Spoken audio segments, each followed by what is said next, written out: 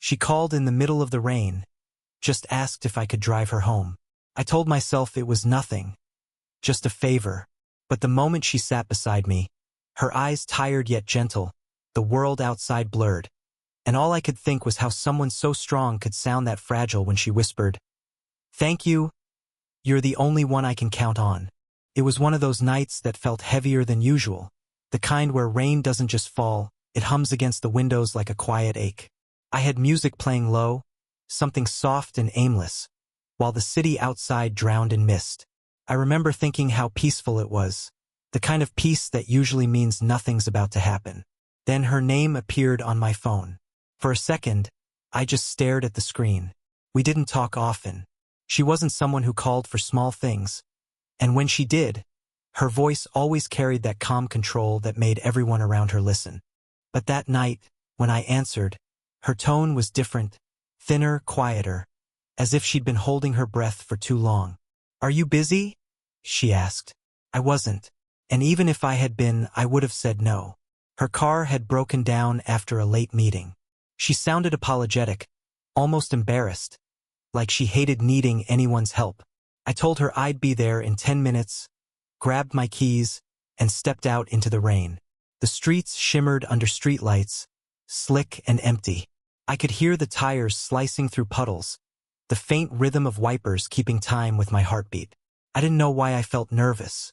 Maybe it was the tone of her voice, soft, uncertain. Something I'd never heard from her before. When I reached the spot, she was standing by the curb, coat pulled tight around her shoulders, hair damp and curling at the edges. She smiled when she saw me. A small, tired curve of her lips, and that was it. Every sound in the world seemed to hush. She slid into the passenger seat, shivering lightly as the rainwater dripped from her sleeve. For a moment, neither of us spoke. The car filled with the scent of her perfume, subtle, clean, a little like jasmine and something warm I couldn't name. She murmured a quiet thank you, her voice trailing off like she didn't have the strength for full sentences. I told her it was nothing, but it wasn't nothing. It felt like something I didn't have the words for. As we pulled into the main road, the lights flickered through the fog, painting her reflection across the windshield. Her eyes followed the raindrops racing each other down the glass. I wanted to ask if she was okay, really okay, but the words felt clumsy in my throat, so I just kept driving.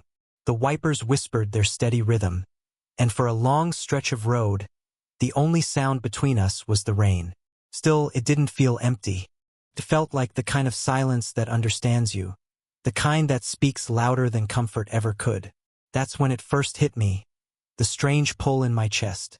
Not attraction, not yet, just the quiet awareness that her voice, her trust, had found a place inside me it hadn't before, and that maybe this drive would change something I didn't even know needed changing. The door closed with a soft click, sealing the two of us inside a cocoon of muted warmth and rain. The heater hummed gently, pushing away the chill, but she still rubbed her hands together as if trying to coax life back into her fingers. Her hair, slightly damp, framed her face in loose strands that caught the passing light like threads of gold. For a while, neither of us spoke. The windshield wipers swept in a slow rhythm, a soft, steady metronome to our silence. Outside, the world blurred into streaks of yellow and silver, city lights melting into rain. Inside, every breath felt amplified. The faint sound of her exhale, the small sighs that slipped between the moments, the quiet hum of tires over wet asphalt. She had always carried herself with quiet confidence, the kind that filled a room without ever demanding attention. But tonight, something was different. Her posture wasn't straight. Her shoulders were drawn slightly inward, her gaze lost somewhere beyond the glass. I glanced at her once, just long enough to catch the tired curve of her lips. She noticed and smiled faintly, as if to reassure me. "Sorry," she murmured, voice low. "Long day." I nodded, eyes on the road, not trusting myself to say anything more, because if I did, it might sound like more than concern. It might sound like I cared too much. The air between us was thick with unsaid words. Not tension exactly, but something more fragile. I could feel her presence in small ways. the brush of her coat sleeve against the console, the warmth radiating from where she sat, the delicate scent of her perfume mixing with the faint leather of the car. It was a scent that made the air feel softer, almost like memory. At one point, a flash of lightning illuminated the car, and for just that instant her face was clear. Not the composed woman everyone admired, but someone a little undone. Her eyes shimmered faintly, not from tears but from exhaustion. The kind that doesn't come from work, the kind that comes from holding too much inside. I wanted to say something simple. You don't have to pretend, or you can rest now. But I didn't. She didn't need fixing, and she didn't need words. What she needed, I realized, was space to breathe without being expected to explain. So I drove slower than usual, gave her time, let the silence stretch, unbroken and safe. After a few minutes, her head leaned back against the seat, her eyes drifting shut. A small, weary sigh left her lips, and the tension in her shoulders eased. I didn't turn on the radio. I didn't speak. I just kept driving through the rain, letting the rhythm of it cover the quiet between us. And somewhere between one red light and the next, I realized peace wasn't in talking. It was in knowing someone trusted you enough to be silent beside you. We reached the quieter stretch of road, the part where the city gives way to stillness. The rain had softened to a mist, and the sound of it brushing against the car felt almost like breathing. Streetlights glowed dimly through the fog, painting the world in shades of gold and gray. She shifted slightly, her hands resting in her lap. Her fingers fidgeted with the edge of her sleeve. A small, restless movement that didn't match the calm face she wore. I glanced sideways, pretending to check the mirror, but really just watching her reflection in the glass. She looked lost in thought, far away from this moment, far away from me. The silence lingered for so long it almost began to hum. Then, out of nowhere, she spoke. I think I forgot how to stop pretending. Her voice was quiet, almost drowned by the rain. Still, the words cut through the air like they were meant to be heard only once. I didn't say anything at first. She went on before I could. You spend years keeping everything together, she said, her gaze fixed on the road ahead. For work, for people, for whatever image you're supposed to hold. And then one night it just cracks. You realize no one really asks how you're doing. They just assume you're fine because you look like you are.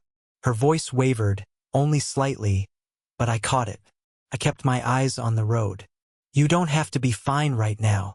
She turned toward me, surprised by the softness in my tone. For a second, she looked like she might cry, but she didn't. Instead, she smiled a little, the kind of smile that hurts to watch. You're kind, she said quietly. Too kind for your own good. The light ahead turned red. I stopped the car, and the moment hung there, suspended between us and the rhythm of falling rain. I could see her reflection in the window again, her features blurred by droplets, eyes glistening in the dim light. She exhaled slowly, pressing her fingertips to her temple like she could smooth the exhaustion away. Without thinking, I reached toward the dashboard and turned down the heater, giving the air a softer hush. She noticed the movement and gave a faint, almost grateful nod. I didn't mean to unload all that, she whispered. I just didn't know who else would listen. The streetlight flickered green, but I didn't move right away. I looked at her, really looked, and saw something unguarded in her expression. The woman who always seemed composed now looked small, human, real. You don't have to explain, I said finally. I'm here. Her eyes met mine, and for a heartbeat, the world outside disappeared. Just the rain, the hum of the car, and the quiet understanding passing between us. It wasn't comfort. It wasn't confession. It was something in between, a fragile truth, softly shared under the glow of the streetlights. We'd been driving for nearly half an hour, though it didn't feel like time was passing at all. The city was thinning out now, shops closing, windows dimming one by one. Only the sound of the rain and the quiet hum of the tires filled the space between us. She hadn't said much after that moment at the red light, but something in her had changed. Her voice, when she finally spoke again, was softer. Not heavy anymore, just tired in an honest way. Sometimes I wonder if I ask for too much, she murmured. Or maybe I just expect people to understand what I don't say. I didn't answer right away. My fingers tapped the steering wheel once, the rhythm matching the rain. You don't ask for too much, I said finally. You just ask it from the wrong people. She turned to look at me, studying my face as though trying to decide if she believed me. The corner of her mouth curved faintly, but the smile never fully formed. You talk like you've lived a lot more than you have. Maybe I've just watched closely, I said. For a second, she didn't look away. Her eyes lingered, and I felt it. The weight of her gaze, gentle yet piercing, as if she was trying to see the person behind the words. I didn't flinch, but something inside me stirred, a quiet pull that I couldn't quite explain. Then, just as the car slowed near an intersection, she reached out, almost unconsciously, and her hand came to rest on my forearm. It wasn't a deliberate gesture. There was no hesitation or purpose behind it. It was instinct, one human reaching for another. Her touch was light, almost trembling, her palm warm against the fabric of my sleeve. The moment froze. I could feel her pulse, steady, soft, through the thin layer of fabric. My breath caught somewhere between my chest and throat. The world outside blurred further, the rain falling heavier again. A soft roar against the car roof. She didn't look at me. Her gaze was fixed forward, as if afraid that eye contact would break the fragile thing that had just formed between us. I don't say this often, she whispered, her voice quieter than the rain. But thank you for being there. You have no idea what that means. Her hand stayed there a moment longer, long enough for warmth to sink through skin, long enough for silence to deepen into something neither of us named. Then, slowly, she withdrew it, folding her fingers in her lap again, like she'd realized what she'd done but didn't regret it. I didn't say anything, couldn't. My mind was too loud with thoughts I couldn't untangle, and yet, somehow my heart was calm. The warmth of her touch lingered long after it ended. A small, steady proof that sometimes, the quietest gestures say the most. The rain had almost stopped by the time we turned onto her street. That quiet, middle stretch where the lamps stood far apart and everything seemed softer, gentler. The roads glistened under the glow of yellow light, and the air carried that clean, damp scent that only comes after a storm has finished crying. Neither of us spoke for the last few minutes. There was no awkwardness in the silence, just a strange kind of peace, the kind that follows when words have already said what they needed to. Her hand had long since returned to her lap, but its warmth still rested against my skin like a memory I didn't want to fade. When I pulled up in front of her house, the engine idled in a low hum. The porch light was off. Only a faint glow leaked from one window upstairs. She looked at it for a while before speaking. I hate coming back to a quiet house, she said softly. Sometimes silence isn't peace. It's just absence. I didn't answer. I just watched her, the side of her face half lit by the soft glow of the dashboard. There was something about that image, her profile against the rain-dampened glass, that felt too fragile to interrupt. She turned toward me then, her expression unreadable. You always show up when I least expect you, she said, almost teasing. But her eyes betrayed the weight behind her words. And somehow, that's when I need you most. My throat tightened. That's not something you have to thank me for. She smiled faintly, that tired, beautiful smile that seemed to know too much. Still, she whispered, thank you. And then, before I could respond, she said it, the line that would stay with me long after that night ended. You're the only one I can count on. The words hung in the air, soft but final. They didn't sound like flattery or even gratitude. They sounded like truth, heavy, unguarded, almost dangerous in its honesty. I looked at her, searching her face for what she meant, but she didn't look away. Her eyes met mine, and for a fleeting moment, something deeper than friendship passed between us. Something fragile, something real. The rain started again. Not heavy, just enough to fill the silence with a whisper. She glanced out the window, as if needing to break the moment before it broke her. You should go, she said gently. It's late. But neither of us moved.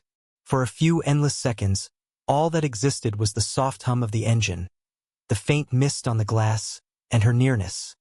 So close I could feel the warmth of her breath without ever touching her. When she finally opened the door, the night air rushed in, cool and wet. She stepped out slowly, turned once more, and smiled. That quiet, grateful smile that said everything words couldn't. And then she was gone, walking toward her door under the fading drizzle, leaving me there in the car, heartbeat unsteady, hand still warm where she had touched it. She stepped out into the night, pulling her coat tighter as the drizzle came down in thin, silver threads. The porch light flicked on automatically, wrapping her in a halo of soft gold. For a moment, she just stood there, not moving toward the door, as if part of her wasn't ready to go inside. I stayed behind the wheel, unsure if I should wait or drive away. The sound of the engine suddenly felt too loud, too alive for the stillness of that street. My fingers rested on the steering wheel, but my mind was elsewhere, replaying her words over and over again. You're the only one I can count on. It wasn't the kind of thing you forget. It sinks into you, slow and deep, and stays long after the moment has passed. She turned back once, catching my gaze through the misted window. That look, it was brief, but I felt everything in it. Gratitude, weariness, something unspoken and dangerously close to affection. I don't think she even meant for me to see it. It just slipped through, like light through a crack in the door. I lowered the window halfway, just enough for her voice to reach me if she wanted to speak. But she didn't.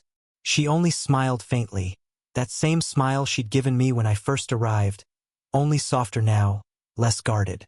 Get home safe, she said, her voice barely above the patter of rain. You too, I replied, though she was already home. There was a pause, one of those moments where both people know the conversation is over, yet neither wants to end it.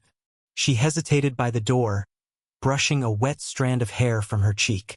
The motion was simple, ordinary, but I felt the ache in it, the quiet effort to hold herself together, to not let the night pull her into something she couldn't explain. When she finally turned her key, I almost called her name. I don't even know why. Maybe because it felt wrong to let her disappear into that silent house after a night that had felt so alive. Maybe because I wanted her to know that someone saw her. Not the composed version she showed the world, but the woman who sat beside me, tired and human and heartbreakingly real. But I didn't say a word. I just watched. The door opened. She lingered in the frame for a breath longer than she needed to, then looked back one last time. Her eyes met mine, and I swear, for a heartbeat, the whole world stilled. The rain, the hum of the car, even my pulse. Then she gave that faint, knowing smile again, as if to say don't ruin this by speaking. The door closed softly behind her, and just like that, she was gone, leaving me alone with the rain, the scent of her still clinging to the air, and the weight of words that felt too deep to ever say out loud. Morning came quietly, without fanfare. The rain had passed, leaving behind a world washed clean, streets glistening, air sharp with the scent of wet earth and sunlight. I hadn't slept much. I'd spent most of the night replaying every glance, every pause, every word that had lingered in the air between us. When I finally stepped outside, the world felt slower. My car was still parked in the same spot I'd left it, speckled with dried raindrops. The seat beside me still held the faintest trace of her perfume, that warm, woody note mixed with something faintly floral, something human. I sat there for a long time just staring at it. Funny how a scent could hold a memory better than any photograph ever could. My phone buzzed. A message. Thank you for last night. For listening. That was all. Simple. Unadorned. But I read it again, and again, as if the spaces between the words said more than the words themselves. I started typing a reply, then stopped. What was there to say? That I couldn't stop thinking about the way she smiled before stepping out of the car? That I still felt the warmth of her hand on my arm? Even now? That her words, "You're the only one I can count on," had somehow carved themselves into me? I deleted everything and just typed, "Anytime." Then I put the phone down. The morning light slipped through the windshield, warming the steering wheel under my hands. Everything about the car still whispered her presence. The faint imprint where she'd rested her arm, the soft fog her breath had left on the window the night before. It all felt so real, so recent, and yet untouchable. I realized something then. Love isn't always about claiming someone. Sometimes it's about being the one person who shows up quietly when no one else does. The one who listens, who drives through the rain, who says nothing but means everything. She didn't know me anything. Not affection. Not promises. What she gave me was something rarer, a moment of truth. A piece of her she didn't show the world. And that was enough. When I finally started the engine, the radio came alive mid-song. Some slow, nostalgic tune that felt like a continuation of last night's silence. I smiled without meaning to. Maybe we'd never talk about it again. Maybe she'd go back to her poised, untouchable self, and I'd go back to pretending it didn't matter. But I'd remember. I'd remember how the rain sounded that night, how her voice cracked just once, how she smiled through exhaustion and whispered words that felt like trust. And I think, in some quiet way, that was love. Not the kind that burns, but the kind that stays.